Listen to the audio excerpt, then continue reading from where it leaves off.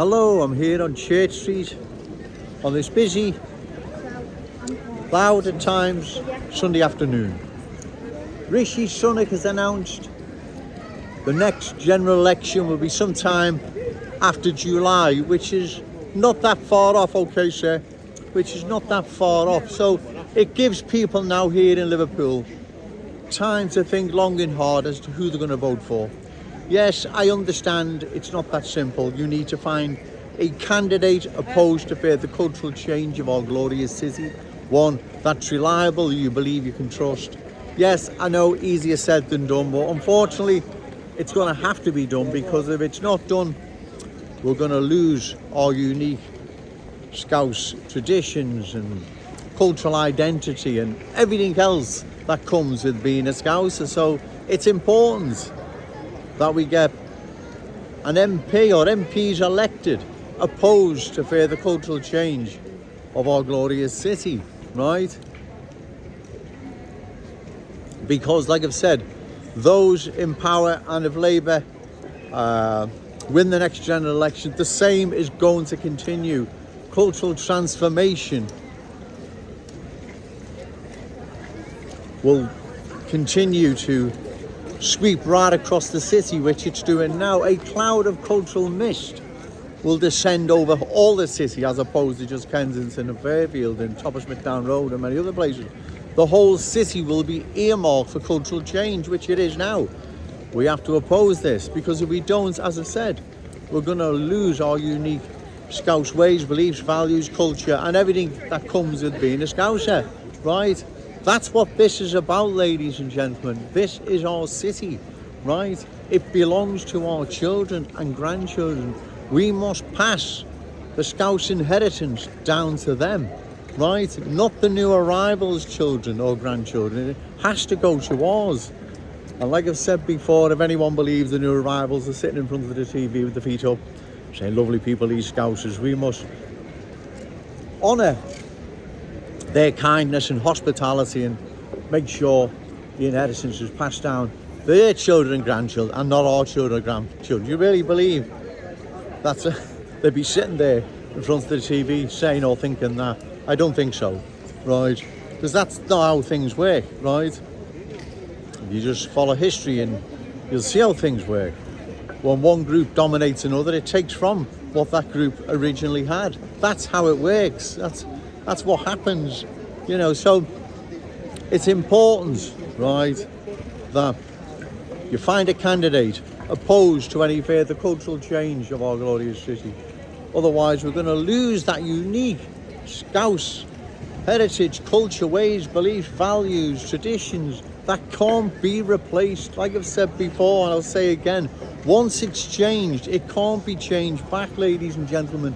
It's gone forever.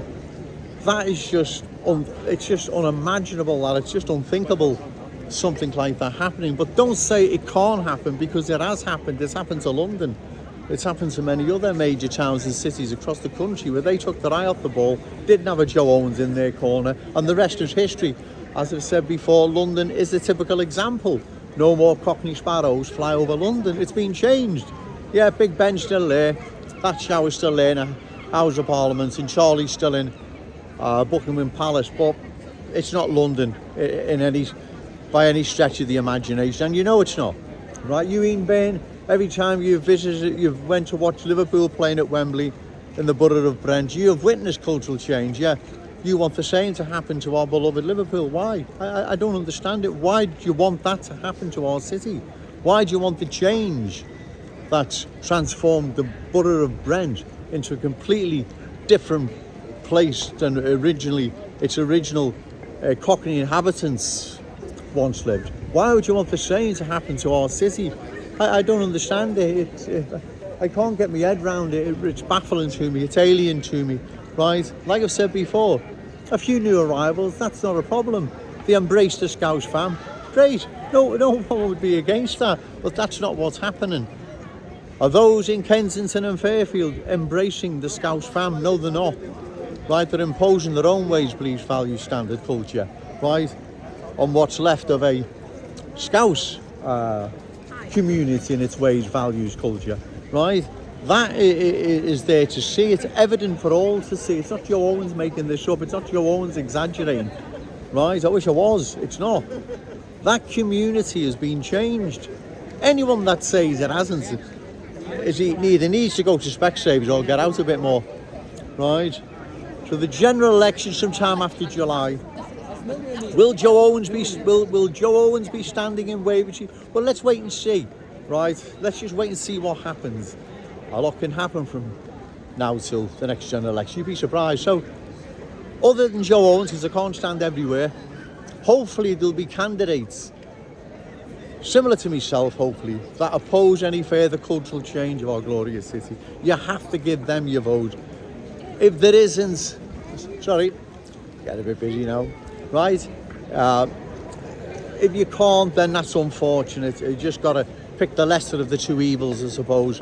I don't know. That's up to you. That's your choice. But if a candidate is standing that is credible, you can rely on, and is opposed to further cultural change of our glorious city, then give them your vote.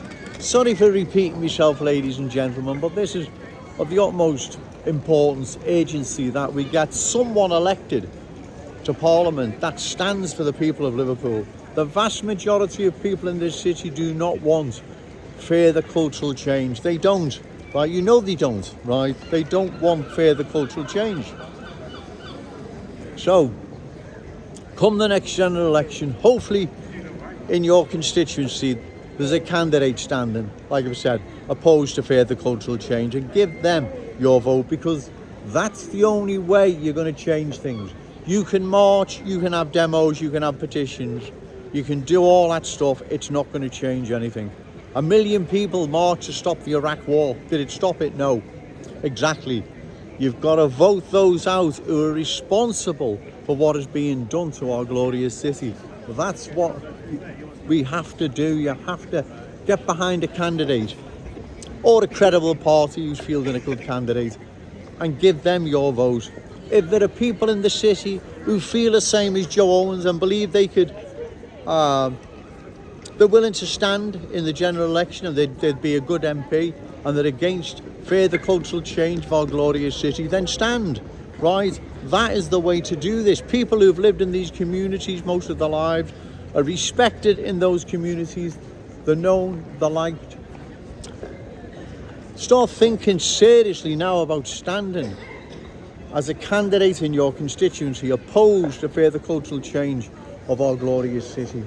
This is very, very important, ladies and gentlemen, because if we don't stand together now, we're going to lose our city.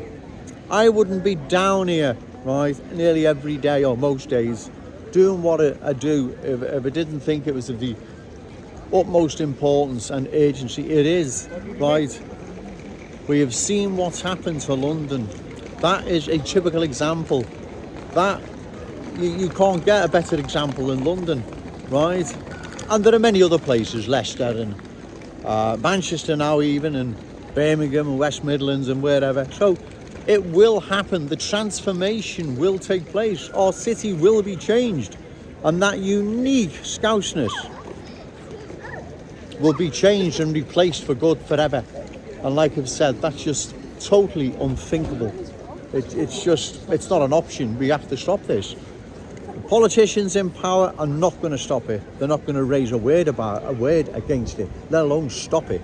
We have to stop it. So if you believe you have what it's got to be an MP, you're respected and well known in your constituency, then think about standing. Because let me tell you this, if that nincompoop Ian Byrne can get up in the Houses of Parliament and get through being an MP, then, you know, Christ, there's hope for all of us then, right?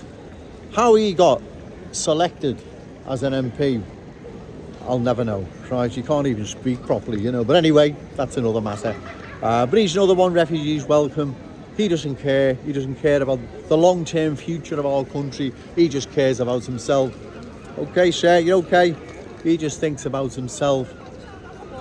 And so, like most of them, okay, I'm going to call time now. So once again, I've made me point. Okay, so come the next general election, which isn't going to be that far off, think about standing as a MP, or if you believe it's not for you to do, and you haven't got the time or whatever. Find a candidate opposed to further cultural change of our glorious city. Ask your present MP where do they stand on this issue, right? And if they're all for more, which more than likely will be, then you've got to try and find one that isn't. Easier said than done, but something that we have to now start thinking seriously about. Like I've said, on a final note, if you believe you've got what it takes, you're well known in your constituency and you're respected and liked, and you, okay, mate, and you think about standing as an MP, then do so, right? Do so, and nail your colours to the mast that you're against further cultural change of our glorious city. No to cultural change, yes to Scouse pride. Shout it out loud, Scouse and proud. Okay, thank you. What do you think about the narrative at the moment to people crossing the channel? How do you think that we should be tackling the small boats crisis? It's quite simple, refugees welcome. Did you see any Liverpool fans trying to get in with fake tickets? Look, I didn't, and I can only speak from personal experience. I've seen hundreds, if not thousands, of locals